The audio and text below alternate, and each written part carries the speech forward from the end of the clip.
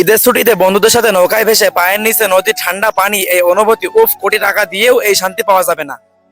বন্ধুরা কেমন আছেন সবাই? আজকে আমরা বন্ধুরা মিলে চলে এলাম একটা দারুণ জায়গায় একটু ঘুরে বেড়াতে আর ঈদের আনন্দ ভাগাভাগি করতে। এই যে দেখছেন আমাদের পুরো গ্যাং সবাই একদম সেজে গুজে রেডি। নদীর পাড়ে আসবো আর সেলফি বা ভিডিও হবে না তা কি করে হয়? বিকেলের মিষ্টি সূর্যটা যখন নদীর পানিতে চকচক করছিল সেই দৃশ্যটা জাস্ট অসাধারণ লাগছিল।